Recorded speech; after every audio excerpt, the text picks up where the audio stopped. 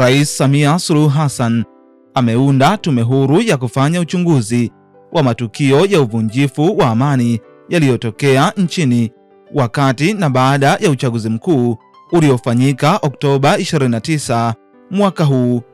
Taarifa kwa umma iliyotolewa na ofisi ya Katibu Mkuu Kiongozi na kusainiwa na Balozi Dr. Moses Kusiluka leo Novemba 18 mwaka 2025. Taarifa hiyo imesema Rais wa Jamhuri ya Muungano wa Tanzania Mheshimiwa Daktari Samia Suluhu Hassan kwa mamlaka aliyonayo chini ya kifungu cha 13 cha sheria ya tume za uchunguzi sura ya 32 ameunda tume huru ya kufanya uchunguzi wa matukio ya uvunjifu wa amani yaliyotokea nchini wakati na baada ya uchaguzi mkuu uliofanyika tarehe 29 Oktoba mwaka 2025.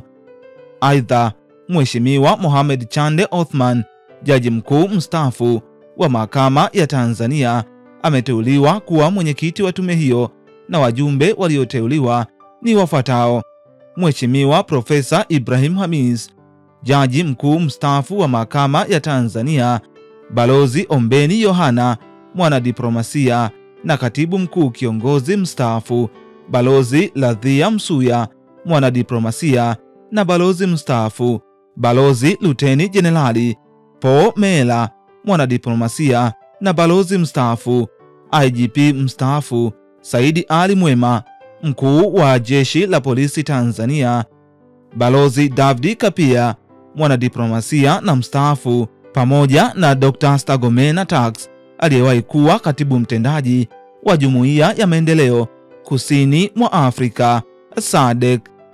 Ikumbukwe kuwa Rais Samia Suluhu Hassan aliahidi kuunda tume wakati akilifungua bunge la 13 la Jamhuri ya Muungano wa Tanzania kwa ajili ya kuchunguza kile kilichotokea wakati na baada ya uchaguzi mkuu wa Jamhuri ya Muungano wa Tanzania. Endelea kuifuatilia BMTV Tanzania.